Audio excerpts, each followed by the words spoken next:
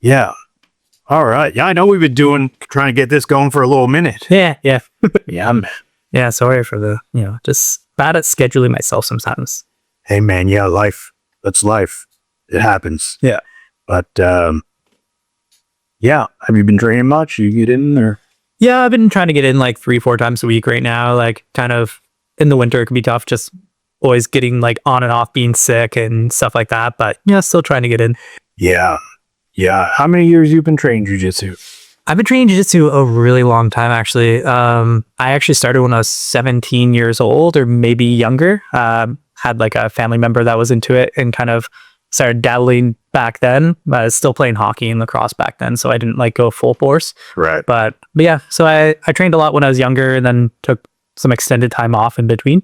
And then kind of actually came back to it when like during COVID. So there was like a big gap, 5-6 years where I was training really intensely as like a young early 20s and then stopped for like 5-6 years. And then back, I guess it would have been 2020, got back into it. So cool. Yeah. Right on. Well, before I forget, I just want to introduce you. So we got Sonny Adamski. That's right. Adamski. Yeah. Sorry. My last name gets mispronounced as well. Yeah. That makes you feel better. I'm pretty sure I say it different every time. So yeah, you're kind of a multifaceted guy. It's been one of the things that I've been wanting to talk to you about because you do a lot of cool stuff. So you got the Cafe Good Luck. Yep. You got the HFX Dairy Bar. Yep. And you got Have Fun Coffee, which I'm a big fan of all of them. Yeah. And I've been to all of them. Sick. So let's just jump right into it if you're cool with that. Sure. Yep. Tell us a little about Sonny. Like, what are you all about? Where are you from? You always been Haligonian? Or you? Yeah. So basically, like born and raised in Nova Scotia. Kind of mostly grew up in the Dartmouth area. Like my parents lived out of Waverley. Nice. So I kind of, as like a young adult, as soon as I was able to move out, I kind of lived mostly in Dartmouth. Yeah, most of my life has revolved around coffee. I started working in coffee when I was really young. 15 years old was actually my first job at a Starbucks randomly out at the airport, and kind of dove into that. Was really into it for a little while, and then ended up working towards specialty coffee. Got a job at a cafe when I was 17 years old. I don't think they knew how old I was when I started working there because everyone was like early mid 20s. Right. And then I was just kind of snuck in there as a young kid. Just slid right in. Yeah, exactly. It was pretty fun. But yeah, and then I just kind of always really enjoyed the work. Like I love that social dynamic of working in a cafe, and I love kind of having similar to like jiu-jitsu. It's like one of those crafts and arts that's like you can always be working on it. There's always something new to learn, something to get better at. And so there's kind of this like endless journey of like coffee, which is really, really fun and kind of like piques my interest. So kind of, I've had a lot of different jobs throughout the years, but always kind of had coffee as a part-time job or full-time job. Yeah. And then, eventually I knew I wanted to have my own career in it. And in Nova Scotia, there's not a lot of high-paying jobs in the coffee business, right? They're all pretty entry level. And so, I kind of had to start working towards making my own, which was, we started with Dairy Bar was the first business I opened. Just kind of taking what we had in terms of some equipment and a couple opportunities that presented us with our friends at the Stillwell Beer Garden. Right. Being able to get that going and then turning that into Cafe Good Luck and then eventually Cafe Good Luck into Have Fun. So crazy. So what was kind of like life before entrepreneurship for you? What you said you did a couple of things. Yeah.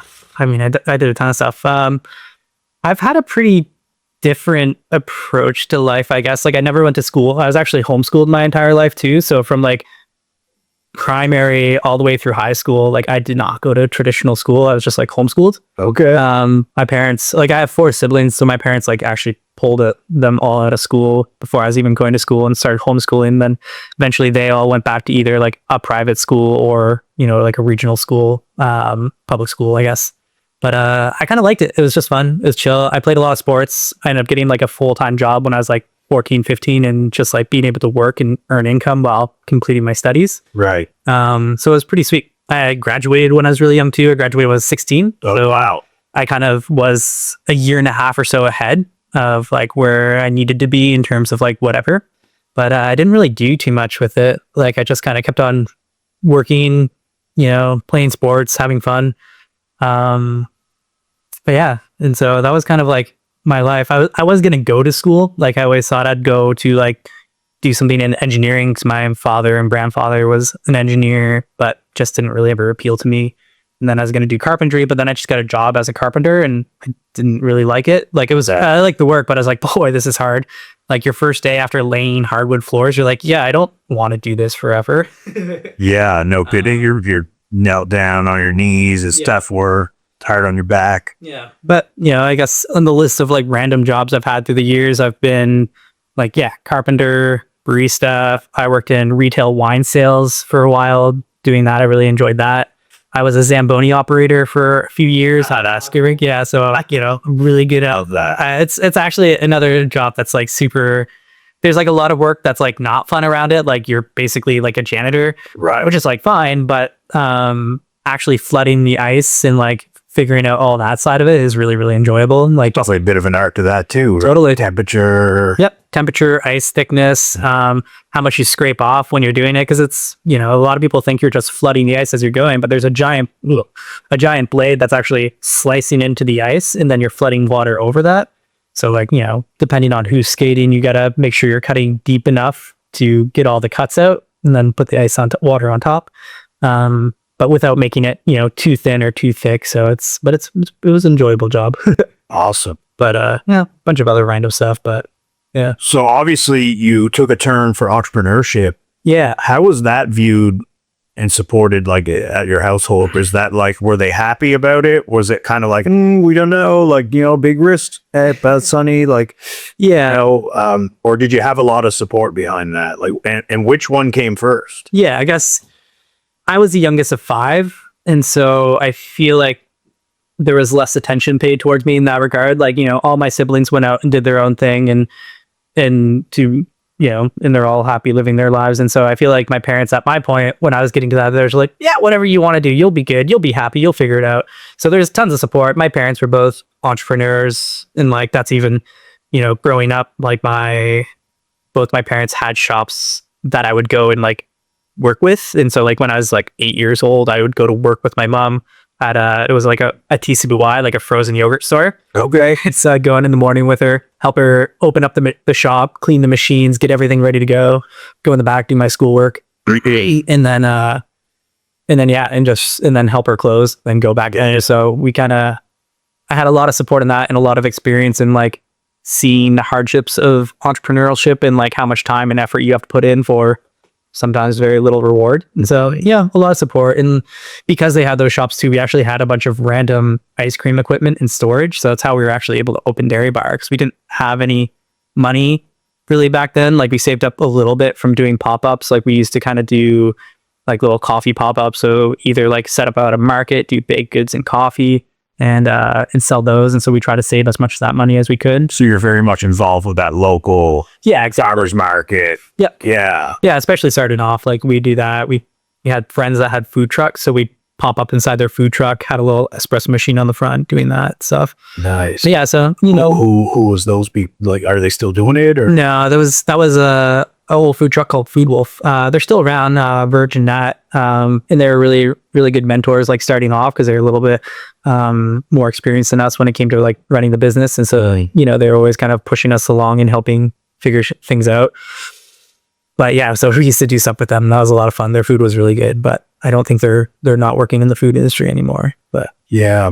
Do you know much about that industry? I guess we're kind of taking a little bit of a sidebar. Like it was kind of booming for a bit, and I feel like there was a lot of food trucks going around, and then now it seems like it's kind of taking a step back. Yeah, I mean, specifically in Nova Scotia, it's a really, really tough industry because, you know, obviously like the ice cream shop I run is seasonal, right, and it's weather dependent. And so you have to like, you know, if it's raining, we don't open. If it's a nice day, we open and we're busy. But with a food truck, it's a lot more complicated because it's like you kind of have to plan your spots where you're going to go.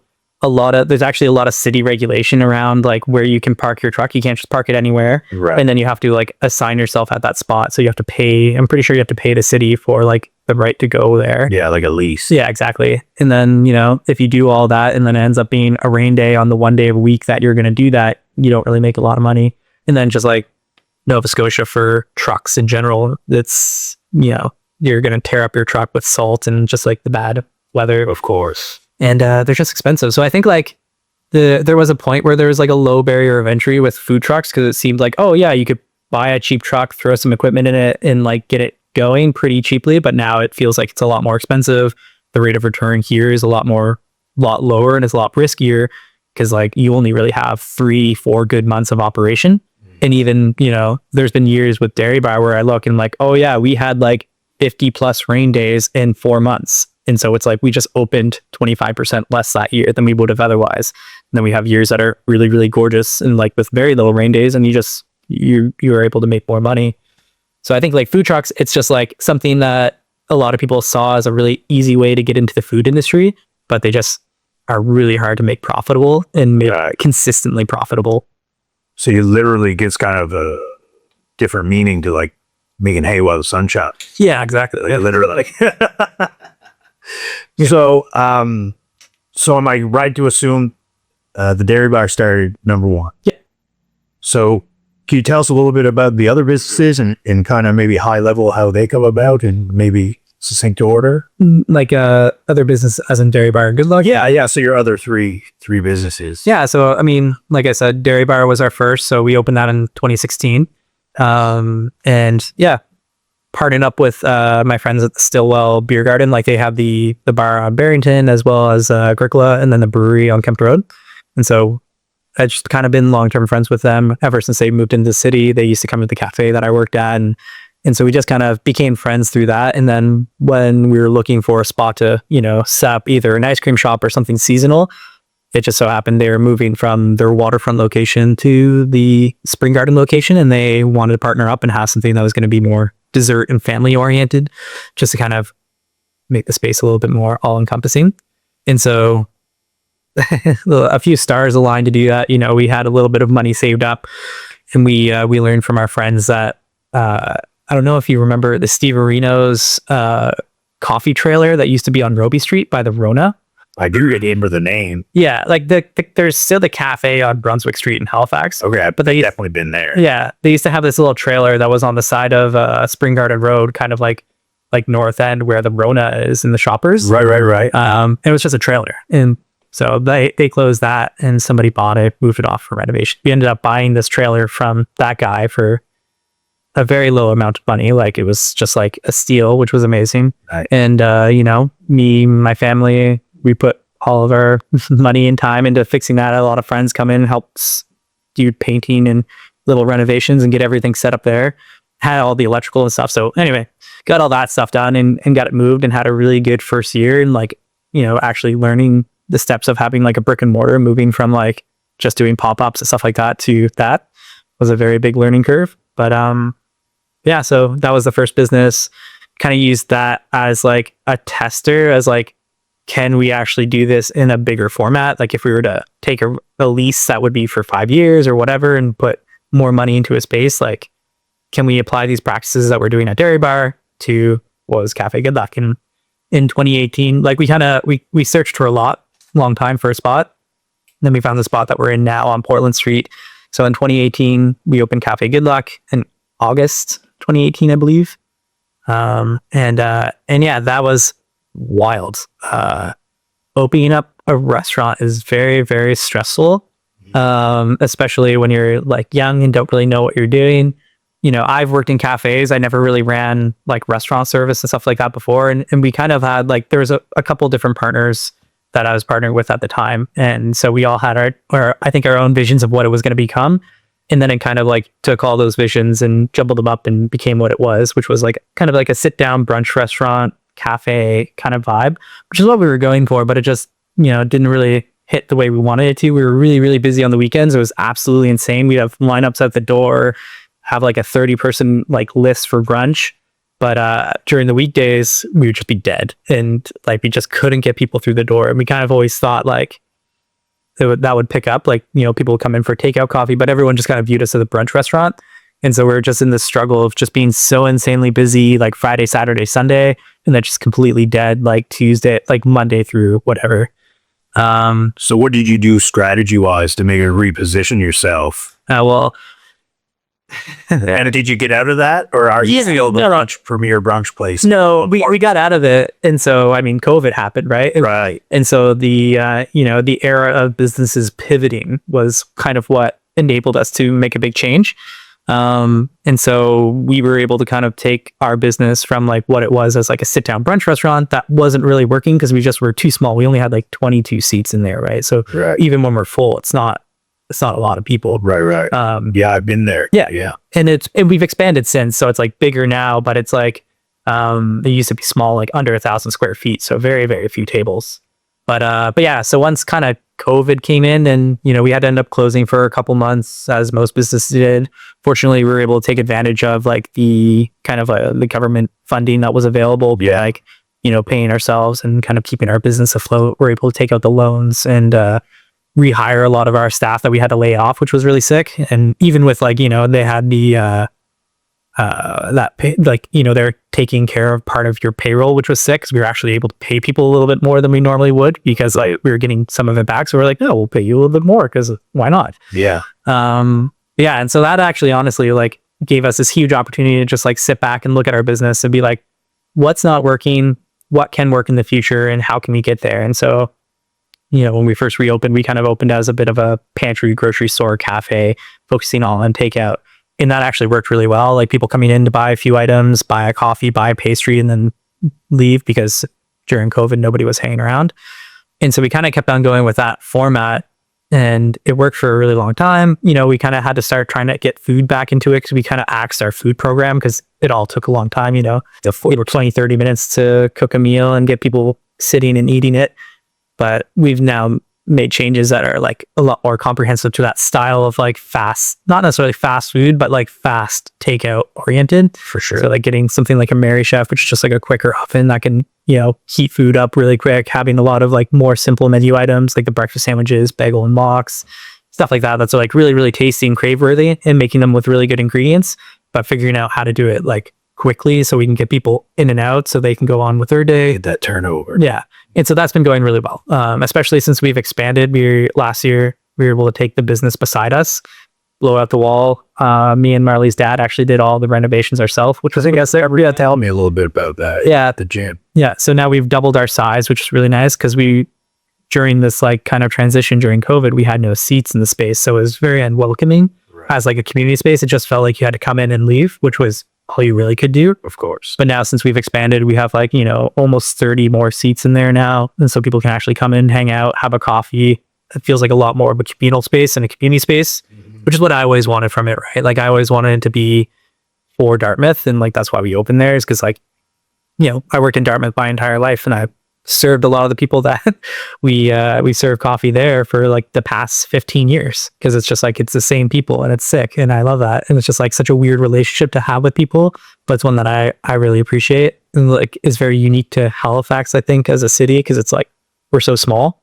It's like you can go in Toronto and not see the same person twice for forever, but in Halifax you're going to run into everyone all the time. So yeah, for sure. It's like we're big, but we're not like that big. We're not big. Yeah. Well, we're sprawled out, but it's like, I guess I say that from the perspective of like, I grew up in like a small town, like Yarmouth County. Right. Yeah. Like 30 minutes outside of town in this little community called Argyle. So like for me, this is still kind of big, but like relative to other cities, we're small. I was in Chicago and that was insane. Like everywhere you looked, like every time I looked at the map of like, okay, we got to go to this place. It doesn't look that far.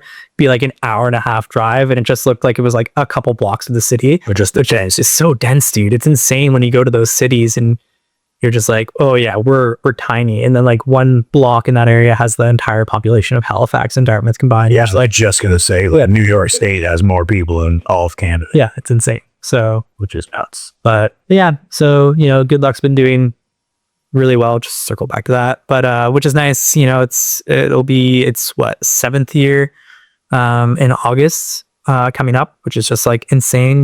Dairy Bar's at year 10, Good Luck's at year 7, which is crazy. You're really crushing the stats on brick and mortar. Yeah, like 50% of those businesses I think failed within the first couple of years. Yeah, we were close, but like then like there was lots of other stuff that happened that you don't need to get into, but it's just like is stressful and like there's lots of times where I almost gave it up and just was like, I can't do this anymore. And you know, you still get those days sometimes, but it's like doing a lot better. It's like actually being able to carve out a bit of a livelihood for myself and, you know, for my staff. Like I've always kind of prioritized like trying to build positions up within the company and like pay people a little bit more and get good like management positions. And that's been going really well because it takes a lot off my back and kind of gives people a little bit more purpose in the cafe and in the industry.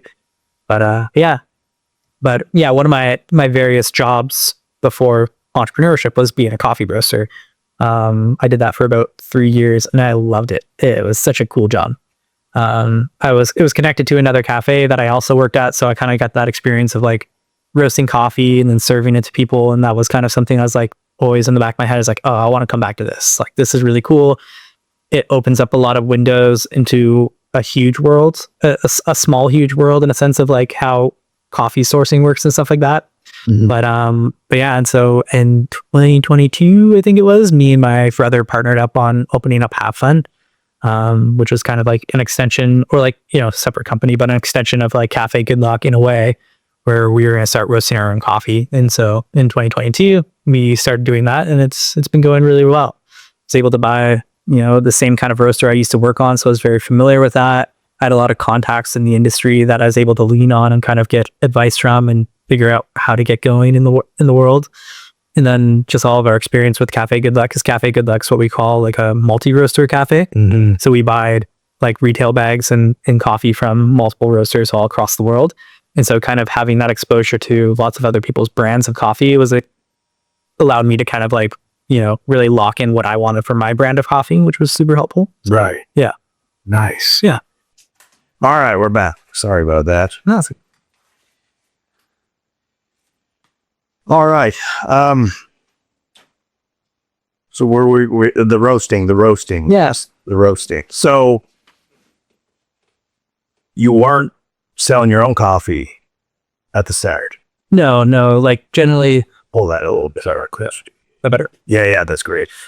No, generally, like, you know, there's lots of different styles of cafes that you can kind of open and do. But like I was saying, we were a multi-roaster cafe. So we kind of, you know, we had a couple, like what we would consider like our like fixed roasters that we'd always have in. But then we'd always rotate through different roasters to feature them. And that's something we still do. We still work with lots of different roasters across Canada and bring them in from Europe and sometimes the States.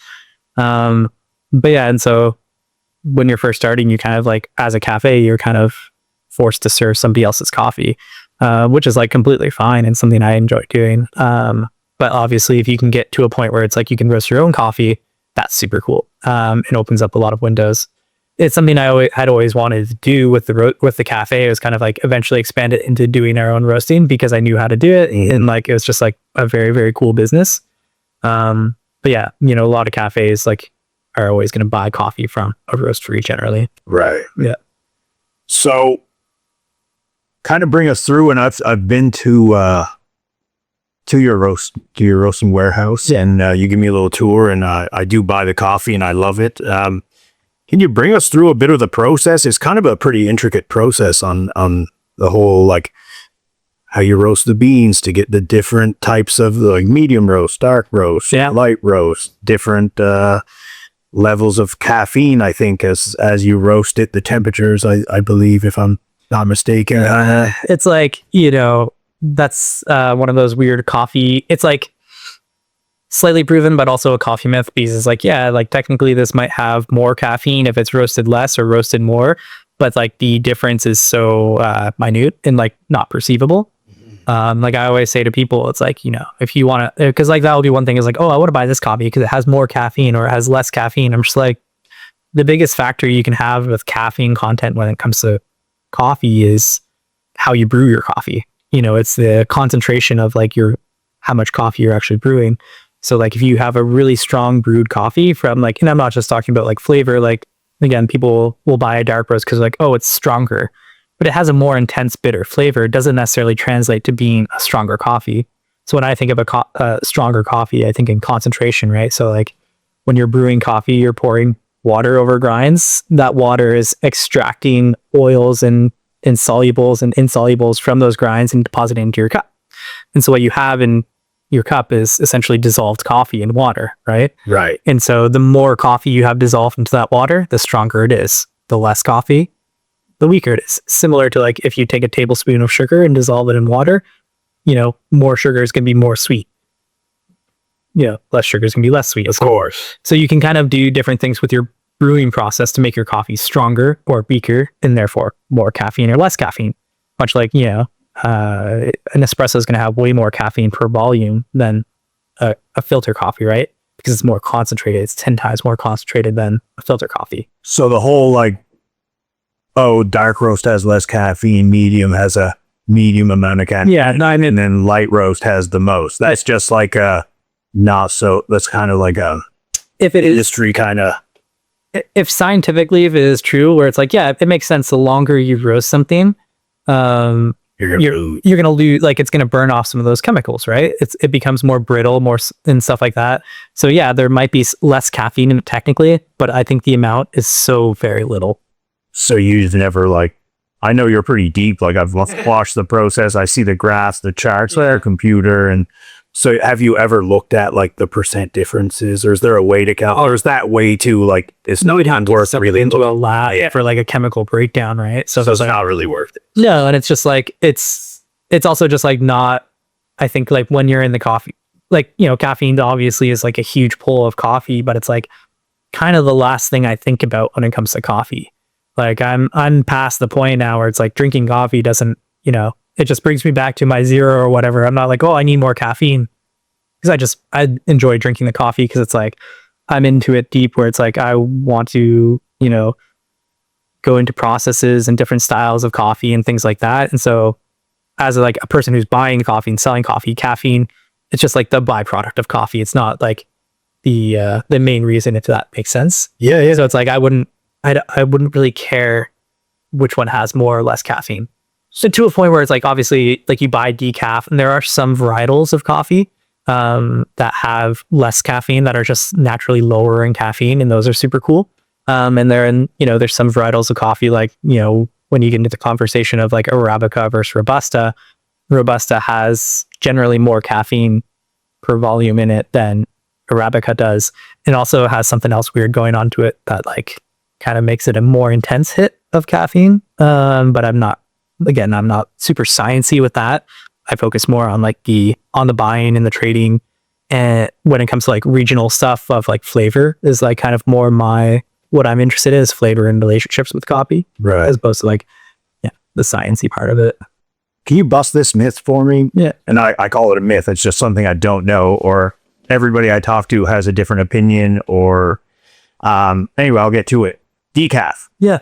Is there caffeine in decaf? Oh, is it just less?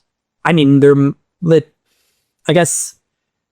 Let's just say you're going to the grocery store, you're not buying a specialty coffee, and they got the regular coffee over here and the decaffeinated section here. Yeah.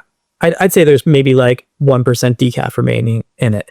So the process for decaf is super interesting. So there's multiple styles, ways of doing it, but the two most common ones you'll see are a Swiss water decaffeination process. Okay. And then one that is referred to as EA, or ethyl acetate decaffeination.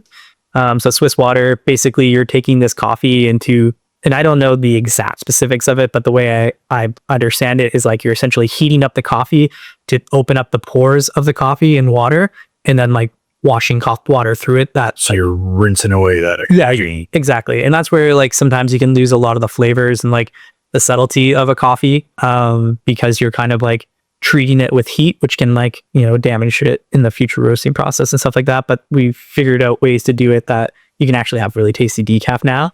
But it's a pretty intense process, and so it does change the makeup of the coffee a little bit. And then ethyl acetate is a derivative of sugarcane. So our decaf that we have is actually an EA decaf, and I really like it because a couple of reasons. One, it's done at origin. So the decaffeination can actually happen in Colombia, where we buy it from. So the producers are able to kind of pick the coffees that are going to be put into this decaffeination lot. It's brought to the city where the decaffeination process is. It's decaffeinated using, a local sugarcane that they can grow in Colombia. So they process all that there, and they're able to do that decaffeinating right away. So the coffee's still really fresh, it's freshly picked, which is really, really important for flavor. It's decaffeinated there, and then it's sent off for wherever it's going to, the next warehouse, the next stop before it gets to us. Where when you're looking at something like Swiss Water, there's only a few spots in the world that can do Swiss water processing. One's in BC. They're a Canadian-based company, actually.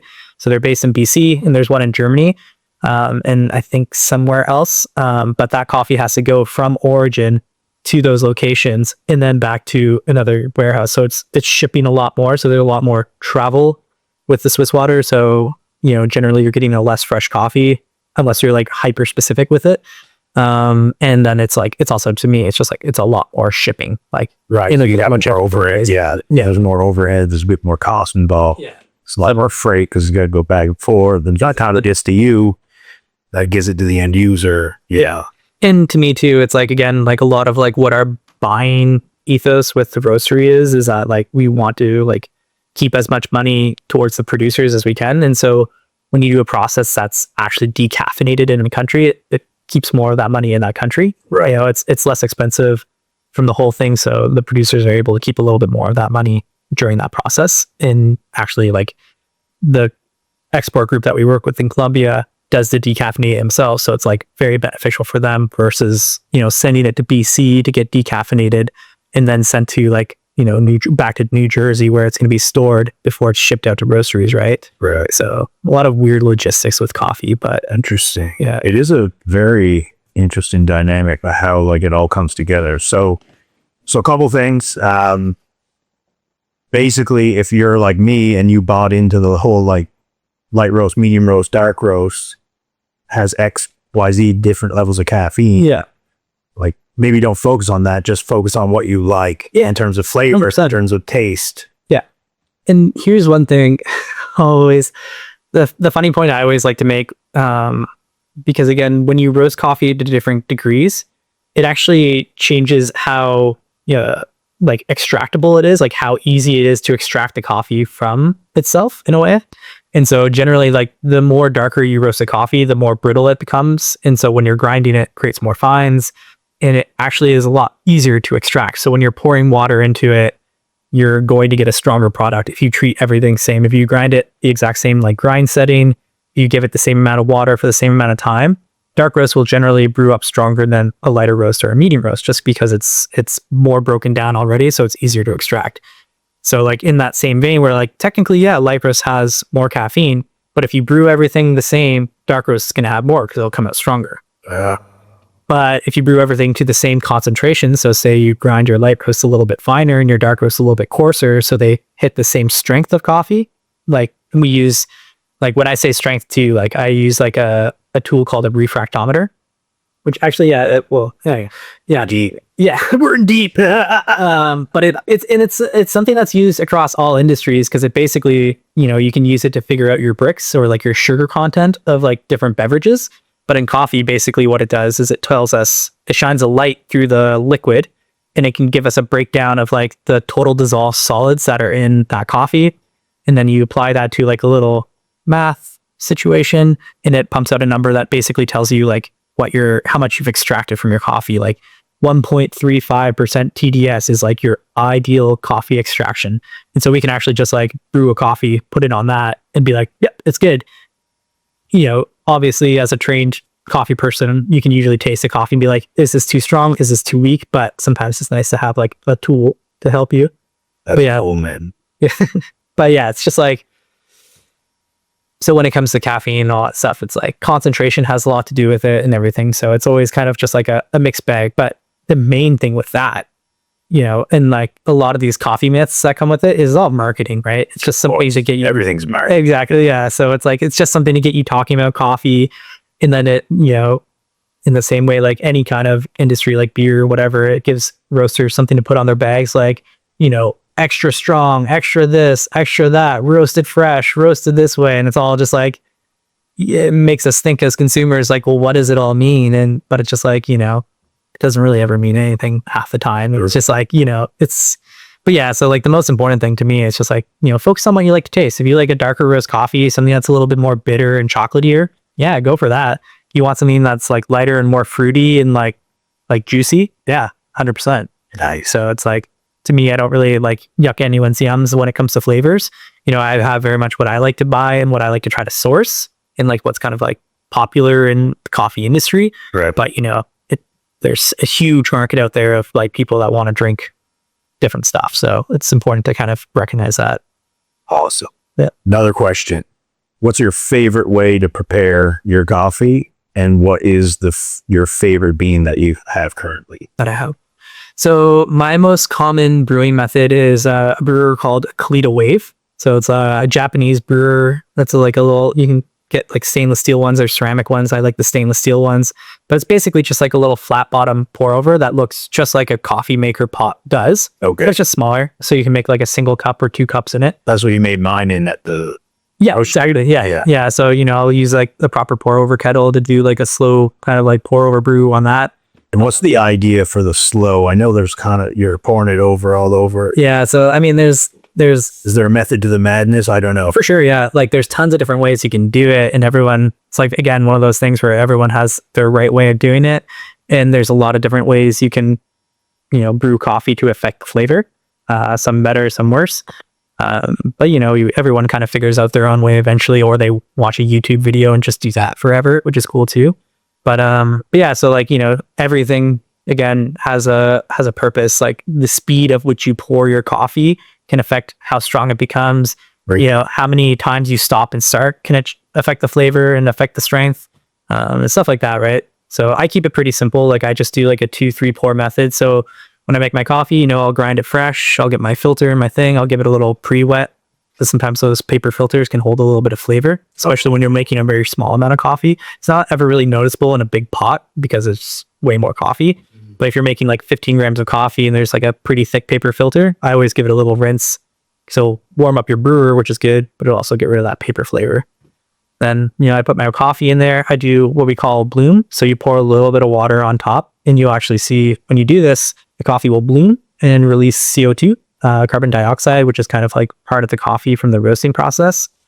So you let it bloom out, get rid of a bit of that CO2, and then you start adding your rest of your water slowly. So I'll usually go, if I'm making a single one, I'll go up to 150 grams, let it come down a little bit, and then go up to 250 grams and then let it finish. So it's just like 3 easy pours. Yeah, man, that's a crazy. I know I watch, and I'm good buddies with Jordan Ridgley, and he's a big fan of your coffee as well. Well, we love his coffee. He's posting stuff once in a while on his socials, and like I didn't even know like people did that. That's like, pardon my ignorance. So I love coffee, but I just, there's mocha pots. There's what you just said. There's a bunch of different ways, and then he's like weighing everything on a little scale. Oh yeah. I'm like, what are you doing? He's like, oh, you got to get precise for this coffee, man. Yeah, it's like gives you the best result. Well, that's the thing. It's like, again, you can go into it as deep or as undeep you want to, but when it comes to specialty coffee, there's a lot of science behind it, and there's a lot of like kind of like art behind it too. But the biggest thing for me, like when I'm working in the coffee industry, is like I want consistency, right? And the best way to get consistency is to use a scale. If I put the same amount of coffee in, same amount of water in, and I grind it the same way, like I should get the same kind of brew. And if I'm not, well, then there's something else to figure out, right?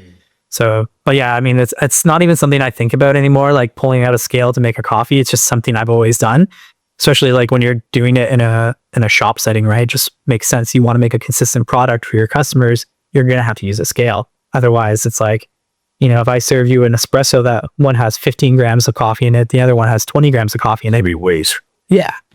Right. So it's like, it's got to be consistent. But yeah, man. It's crazy how deep you can just get on anything. Yeah. And I'm not quite there. I still just do like, my drip hot coffee, but that's what I do in the most mornings too. Oh, yeah. So I'm not like an outsider. No.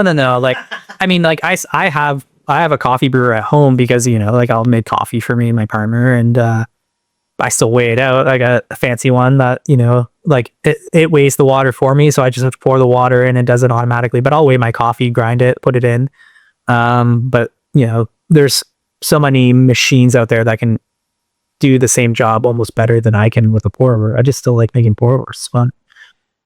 So obviously you probably have the answer to this, and I'm just thinking in my head, let's just say my drip coffee machine, I fill up the water line to the 6 cup line. Yeah. How much grams of coffee am I putting in on average to make what you would consider a good brew? So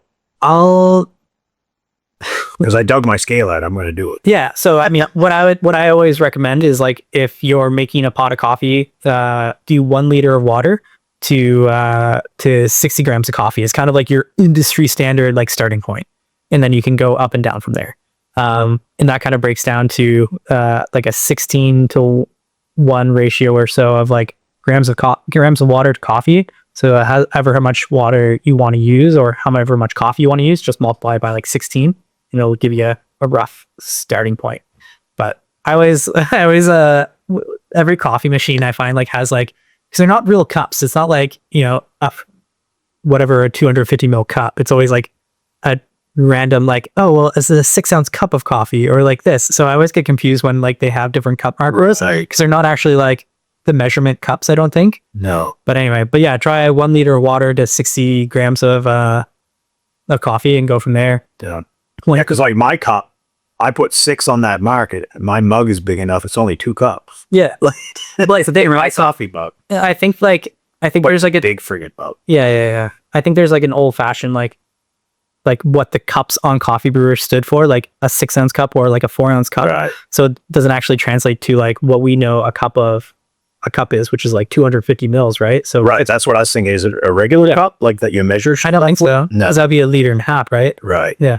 But I don't think you don't have a coffee cup that's 1.5 liters. No. Yeah. No. I mean, it's a big friggin' mug. Yeah. But I put on the 6 and I pour 2 cups. I might have a little smidge in the bottom left. And that's fine. You know what I mean? It's like, again, like it's not going to make the coffee bad. You know what I mean? It's just going to be maybe not consistent. You know what I mean? And that's the thing too. It's like, you know, when I look at coffee in a retail setting and like in my shop, like I want it to be consistent because I want my customers to get a consistent like product, right? Of course, I want it to taste the same. I want it to be, unless, you know, we're serving something different, but I want it to be the same kind of strength, especially if like you're paying for a coffee, it's like, it should be made the same way every time and like to the same standard.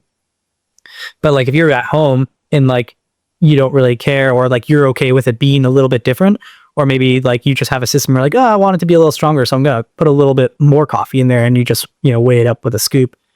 It's not going to be bad. It's just going to not be consistent as it could be with a scale. So it's just like, you know, if it's not worth it to weigh it out because you don't really care that much about consistency, that's completely fine. It's still going to probably taste good. Like, yeah, my arcade method is like, I just like take a big spoon and I'm like, it's on 6. I'll just lump 6 big spoonsfuls in there and just let it go. Man. Yeah. I mean, it keeps me caffeinated, but I'm going to start to get a little bit more precise. Yeah. You know, I'd had people before, like, because I did like the whole powerlifting, bodybuilding, dieting, all this stuff. And like some people have come up and asked me for advice or whatever. And, you know, it's like, you know, I like cleaned up what I'm eating, but I still losing weight. And I was like, okay, cool. Are you measuring your food? They're like, no. I was like, you got to measure your food. You got to measure food. Because otherwise it's like this chicken breast is this big. Oh, yeah, it's insane. Whatever. And it's like, you don't know how many grams of chicken and protein you're taking in, or fat or carbs. It's like all of it, the attention to the details. That's what matters. And I want consistency. Yeah, exactly. And that's the same thing. It's the same kind of principle just applied to making coffee. Yeah, man. Yeah. That's cool. What's your favorite coffee that you make right now? Or is that like maybe you don't want? Oh, no. I mean, probably my favorite right now is the Ethiopian Chalbesa I brought you. It's just this washed Ethiopian that we bought. That's just like super, super gorgeous. It is really reminiscent of like, you know, the first kind of Ethiopians I remember drinking that were very floral and expressive, you know, because it's a natural crop and like it's very dependent on weather. Like some places can have really good years and worse years, and Ethiopia has been having some rougher years when it comes to weather and other like inner turmoil. And so like some of their production hasn't been as good, but this year has been really, really good in my mind. And so this coffee has been tasting absolutely delicious. And so I've been drinking a lot of that. Can't wait to try it. Yeah, it's a good one. So I'd say that, or the Judith Santos, which is another coffee we have that's from Honduras. You're just there, right? Yeah, I was in Honduras in March, and so that was part of our first time doing going to meet with people that we bought from before. So getting to go down and meet with the producers, meet with the export group, and like actually go and taste coffees from farms that we're going to go visit, and just kind of establish a bit of relationship with people, which was super, super cool.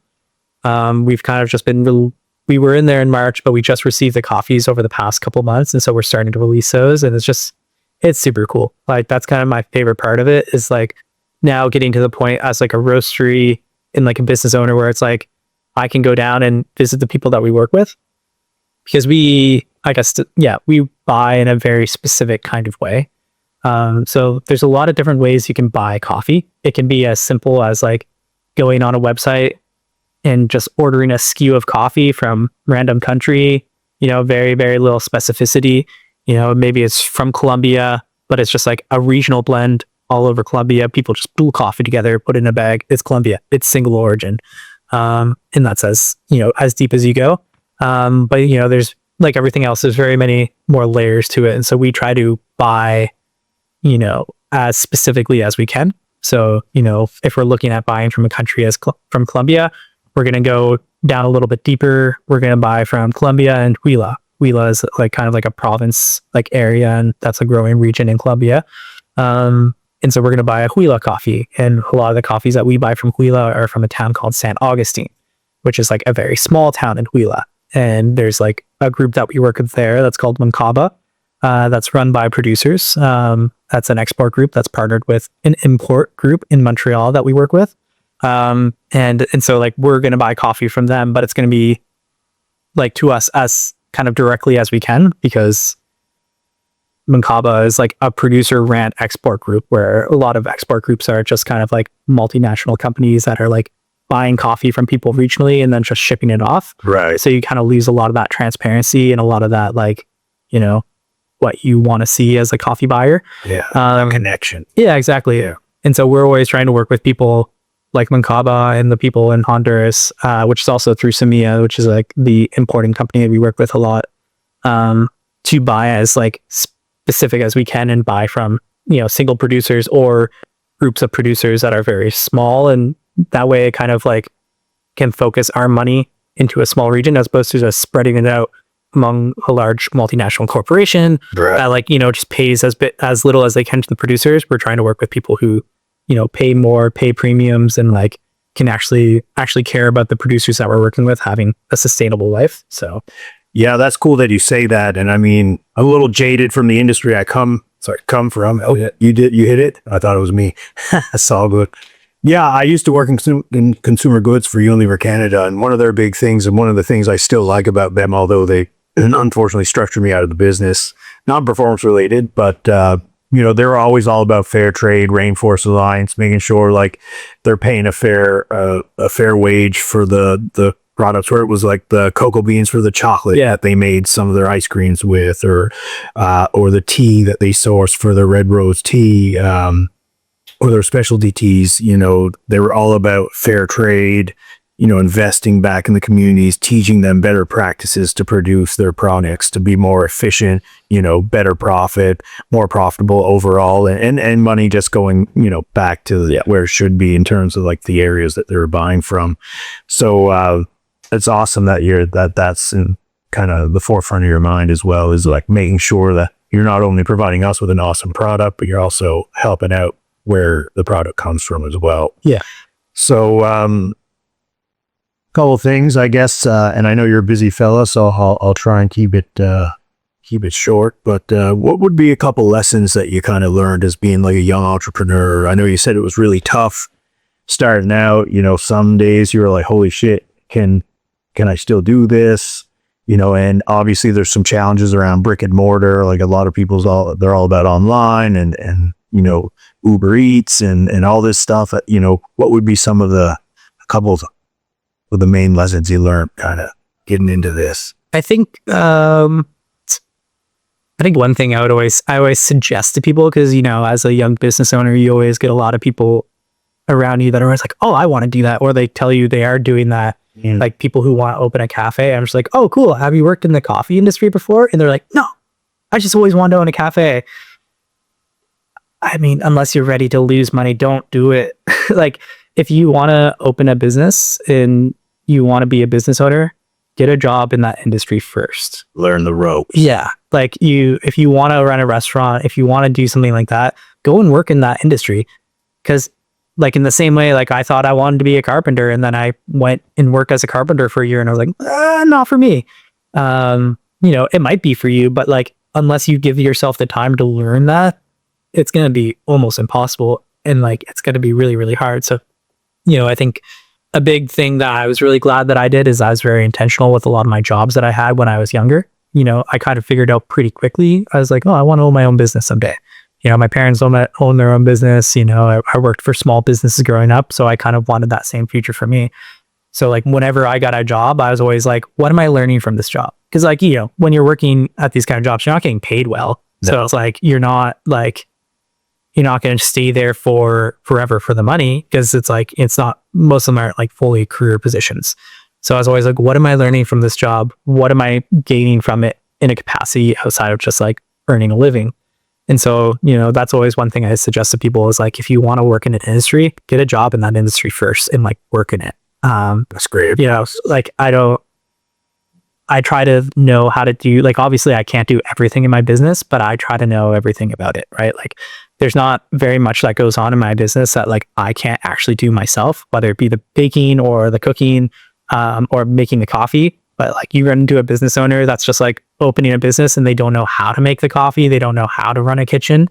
Like you can definitely learn that stuff on the go, but it's going to be really, really hard. And it's going to be really hard to hire people that will respect you if you aren't in there doing it with them, Right. So, just be ready, like learn the work and then be ready to do the dirty work alongside everyone else. Cause it's like, it's really, really hard, especially in Nova Scotia, to be a hands-off business owner in the first while. You got to be ready to work. Yeah. You can't just like set it and forget it. Yeah. Just let her go. Yeah. So not like even growing vegetables and stuff, like you still got to tend. You can't just sow the seed and let the rain and the sun. I mean, you could, and maybe it turns out, maybe it doesn't. But like to your point, like you really got to be prepared to do some of that work. Yeah. But then another lesson, I think just like, again, finding something you'd be passionate about as well. Like I figured out pretty quickly. I was like, yeah, I'm into coffee. Like this is my thing. And like, I'm not, and like, I'm a very, like, as you said earlier, like I'm a multifaceted person. Like I like to do a lot of stuff. I like to play music. I like to do jiu-jitsu. I like to, do all this stuff. So coffee is is in a sense, a small part of my life, but it's like the part of my life that I knew I was like, oh, I can make a living out of this if I do it right. But like, finding something you're passionate about, people who like, they go to business school or they do this thing and they're just like, they just want to open something that can like, will just be profitable. So like, and like they might think a restaurant would be profitable. It's usually not. Just finding something that like actually interests you and that you're into and you're going to be willing to like put a lot of time into, because you will. Like, there's a lot of my life that I've worked, 7 days a week, a lot of hours. And so you have to be like happy with what you're doing and be into it. Like, so, one, knowing how to do the thing and actually wanting to do the thing, like my two main things of like, I think that's great. Yes.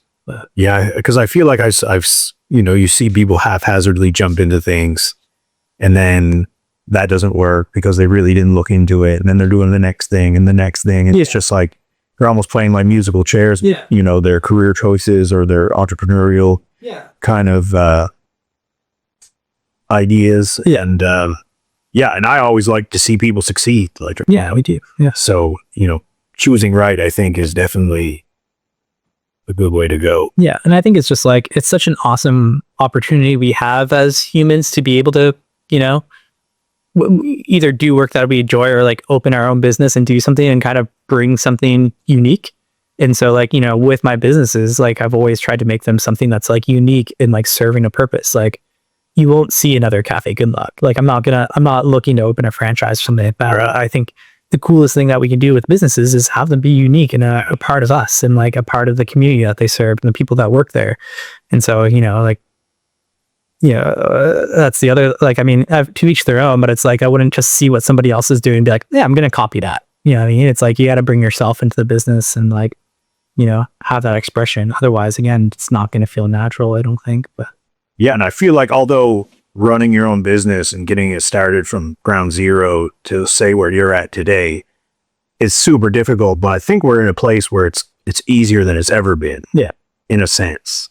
But you got to do your homework. It is and it isn't. I mean, I think it's like, yeah, I guess there's more accessible ways to like start your own thing. Way out market yourself. Yeah, way more ways to sell things and stuff like that. Like, feels like, you know, in the old way, it's like, yeah, you just had to like open a shop and then hope people came to your shop. Yeah. Which, like, you know, I joke about it all the time. Like, man, wouldn't it be cool to just have a business without social media, without like the internet, and just like depend on people around you to come and buy it? Like, sounds really nice. Sounds super simple.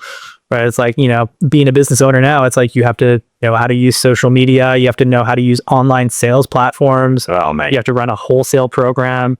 You know, obviously you have to manage staff and payroll and all this bookkeeping that, like, you know, I do all my own bookkeeping in my business. So it's like running like taxes. Like, I have accountants that do the major stuff, but it's like I do a lot of my own bookkeeping and stuff like that. And just like figuring out all those little things that you could do as a business owner to save money. Cause like, you know, but yeah, there's a lot more avenues these days to kind of like start a side hustle or whatever. But yeah, man, absolutely. So, just one last one. Any big plans? Any innovations coming out? And when does the dairy bar open? Yeah. No major plans. We're going to be, you know, we're releasing a ton of coffee coming up. Like, we're always kind of like, our menu's always transitioning. So we have a lot of cool new producers that are hitting the menu that I'm really excited to share parts of their story and get their coffees going on. But other than that, you know, that's kind of like the biggest thing with the roastery is just kind of keep on releasing amazing coffee. And then dairy bar, it's going to be opening mid-May is usually what we try to aim for there. Long weekend or? Yeah. Well, we usually try to open like the weekend before the long weekend. So you can warm up. Yeah. Yeah. I was just like, you know, the long weekend's insane. If the weather's good, it's just like, it really hits you. And so we try. Everybody's like, ice cream. Yeah, exactly. And like, you know, dairy bars kind of hit this like cult classic, like icon in the city, which is super, super cool. People love it. And so we always try to make sure we're open nice and early so we can get our feet under us and be ready for a busy service. So yeah, man, my wife especially loves it because you guys have some non-dairy options that are actually good. Yeah. We try to make sure we keep those stocked up because everybody wants a treat, but not everyone can handle a massive amount of lactose. Right. That's it. I even have trouble with it a little bit sometimes, but it's like hit or miss. I don't know. Maybe it's just, maybe it was just like that one few times, but anyway. Yeah.